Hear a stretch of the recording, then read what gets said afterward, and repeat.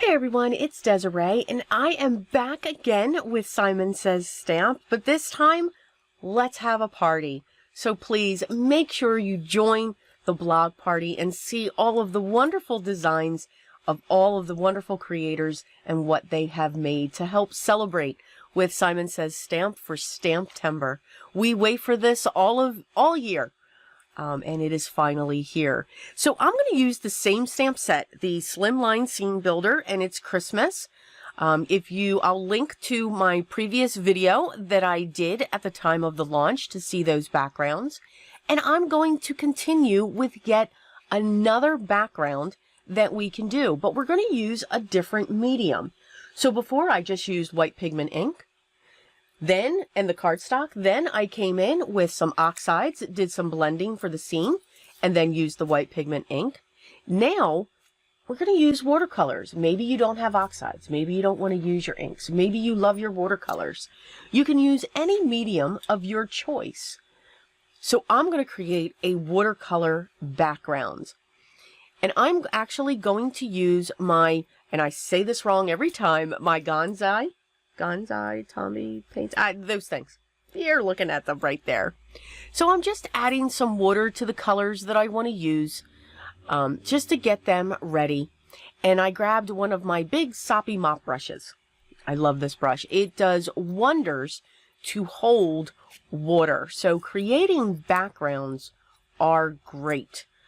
And yes, I just taped it right to my mat because I didn't feel like pulling anything else out.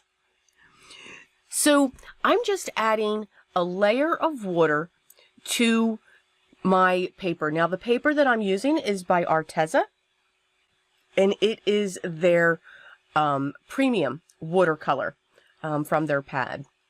So I'm starting the bottom, not being too careful. I'm just slopping that color on, starting with purple. And then I'm going to come in with this very pale blue. And then I'm going to come in with just a darker shade. Again, I'm really letting these colors flow and mixing them up to create that base. It looks like I'm losing some of those colors, but I'm really not. And then you see these harsh blues and this green at the top that's just going to come in.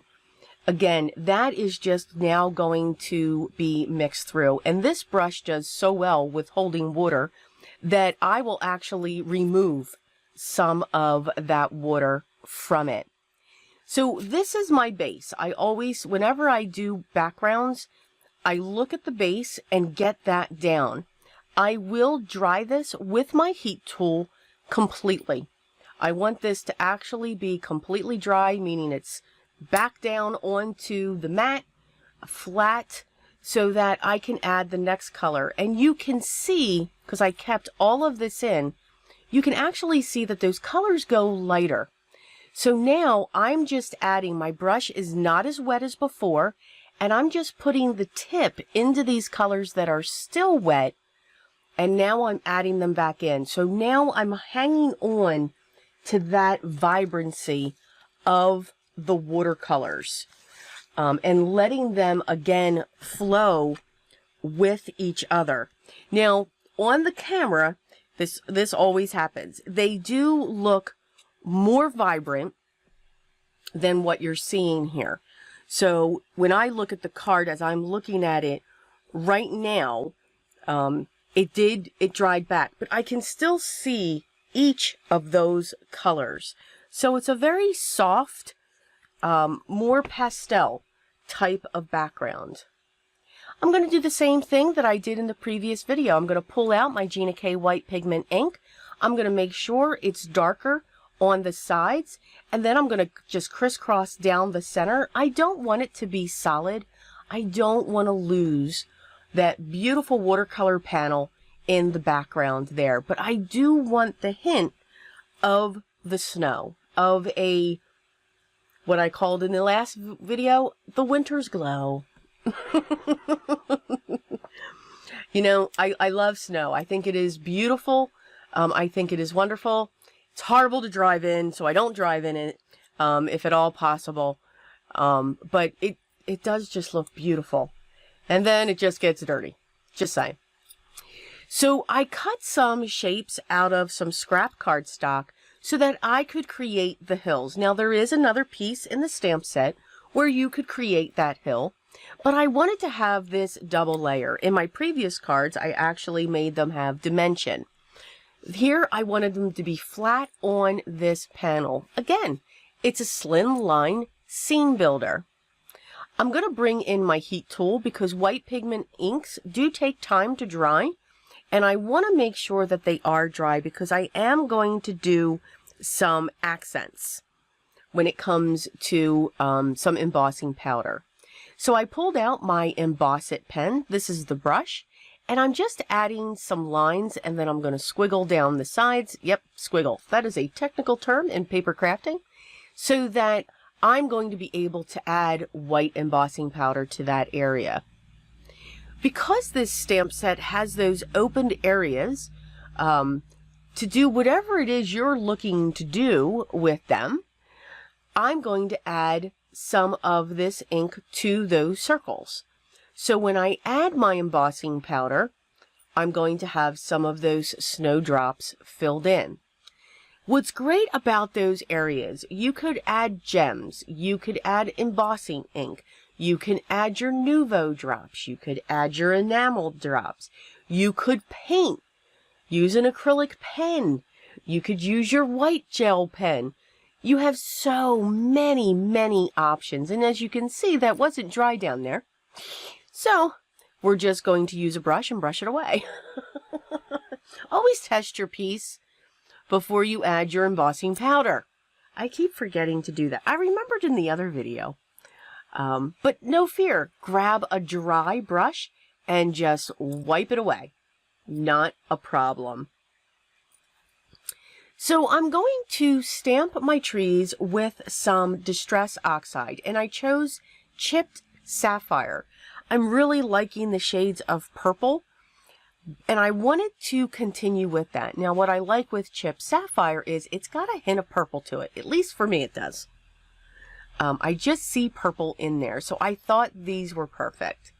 I'm using some scrap pieces of cardstock just to block where I'm stamping so that it doesn't get onto this embossed area.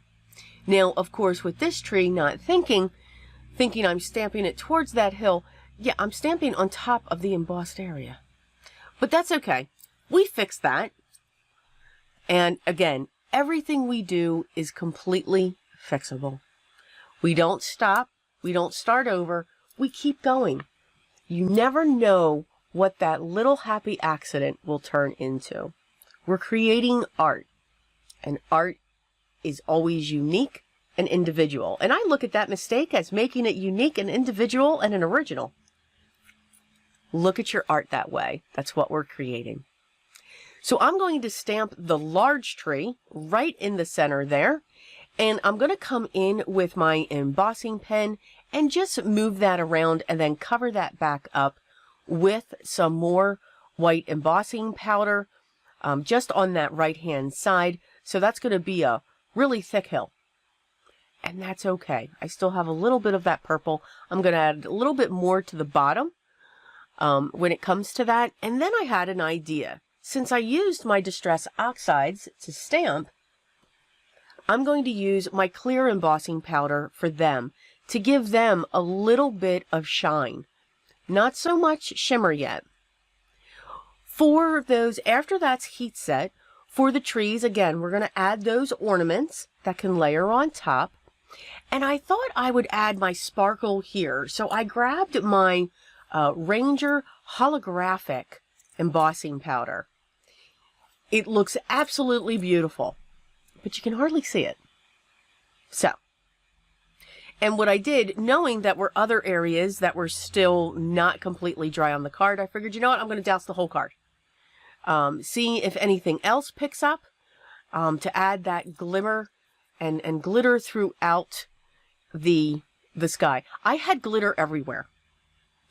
So here's what the final card does look like. Again, focusing on the background to all of those areas where I used the holographic embossing powder, I added Iridescent Gems by Trinity Stamps. I think this card is absolutely beautiful. I love the colors. Who would have thought? Purple and blue. But that's the beauty of creation. We can choose any colors that we want to go with, and Christmas is made for every color. So everyone, please make sure you join the party.